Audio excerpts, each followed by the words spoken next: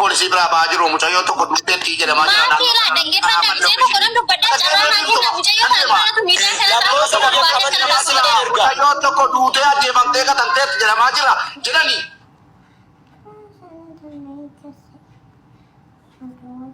gatamteetti jere ma jira isii ta'uu mana mubaarik maallaan jedhe jira asadi isaa Ini kan jirame kabaddu. Lakkosa ko yida kabaddu menan sire erga. wallahi gurbaa muzammil jedhaniin kun hattuu guddaa addunyaa kana intala kana lubbuu waraabachuu deema maallaqa saudii riyaala 70 irraa qabaa namtichi isa waaqachisuni birrii sana nagaafate yookaan ni najjeessa jedha akka haasa'amaa jirutti immoo intalti amma duutee jirti jedhamaa jira mubaarik musammaa akka oduun bahaa jirutti intalti takka ajjeefamtee karaa irratti darbamtee jirti jedhan intalti ajjeefamtee karaa darbite quuftuudha moo dhiiroo nama biraa ta'a dubbiin kun akka shakkii guddaa jirutti quuftuudhuma jedhamaa jira. Waraabessa harkaa fuutaniiti bineensa gadhiiftan. Arabni intala wamaan gootu yoo jabaatee birriidhuma dhawwatti wanta kan gootu garuu jarri kun jara ilmaan Oromoo gaara keessatti nyaatee duriyyee warra awwaala nama buusisu warra daabboo shamaranii gargar qabee qarraatti qabee rifeensa irraa gubu jara kana jechuudha jarri kun Tigreedhaa wajjiniin ilmaan Oromoo meeqa fidan gurbaan Muzammil jedhamu kun akka inni hashiisha dalagu akka inni hojii mukaddaraata garaagaraa dalagu beekamaadha akka inni hojii hin barbaachifne jechuudha hojii seera biyyattiitiinis namummaadhaanis amantiidhaanis wama hundaanuu seera hin taane hunda hojjeta jechuudha osoo beektanuu akka inni sakraana ta'e akka inni miidiyaa irratti dhuga bar laayif irratti akka inni farshoo dhugu laayif irratti akka inni wantoota hin barbaachifne hunda fayyadamuu ni beektan osuma beektanuu intala shamaraa xiqqoo tana dabarsitanii itti kennitanii ofiin kennitanii fi har'a mucaan lubbuu isiitti itti gaafatamaan Mubaarik Faatee haadha Faatee Muhammad Bayyaan Mubaarik Musammaa Eebbisaa Gurbaa jedhamuu fi Aleeks Taayyee faadhaa jechuudha jarri kun akkamitti duuyyee sakkaraana asirraa ol bahee nama arrabsutti intala shamaraa daa'ima xiqqoo tana kennitan nuti akka beennutti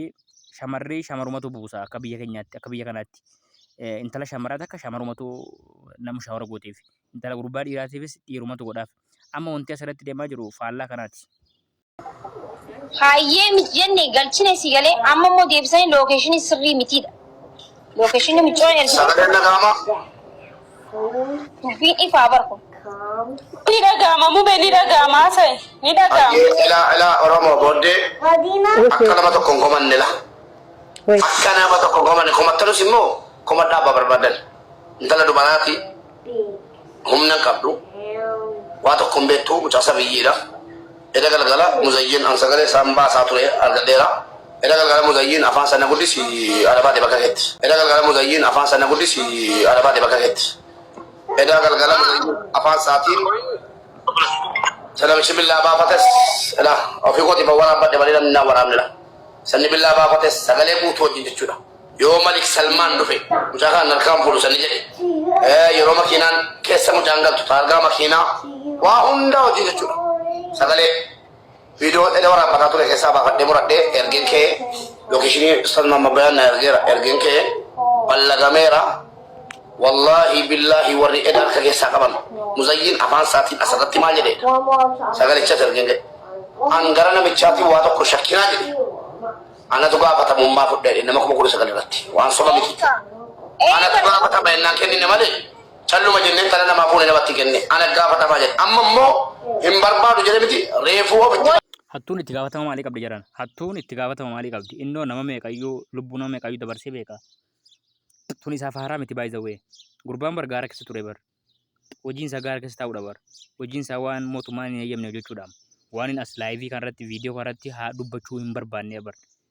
bar lubbuu shamara meeqa lubbuu dhiira meeqa fixe bar nama bar godinyaa isaa ajjeesee awwaalu bar kanatti dabarsanii kennitan kun ofiifiyyuu ofirratti iyyuu mas'uulinnaan qabu kan duraan balleessa iyyuu yoo rabbi araarameef malee namni qabu gaafatu dhabamee biyya kana keessatti akka barbaade ta'aa jiru ijoollee dabarsitanitti kennitanii mucaan amma lubbuu isiitiif itti gaafatamaan hanga fedhe yoo ta'e Muzammil duraanuu yakkamaadha isintu gaafatama. akka tokko sila sinima makiya gaafa namatti tole arba gambaa godhanii gaafa moositti bade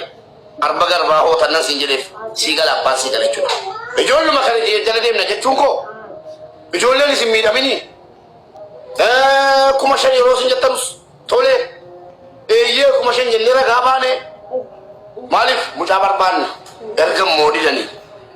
lakki qabaana gadhiisaa jedhanii mee waan dhufuu deemu illaaltu hundi jara ballaga maniru sini gale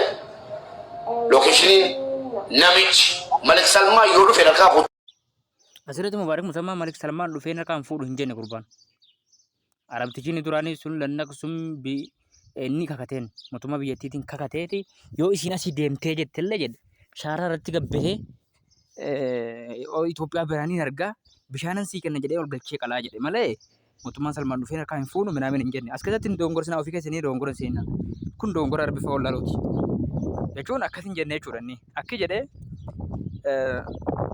yoo isiin na biraa deemte jedhe bakka tanaa yoo isiin kaatee deemte jedhe aaruu isii Itoophiyaa biraan qalaa jedhe.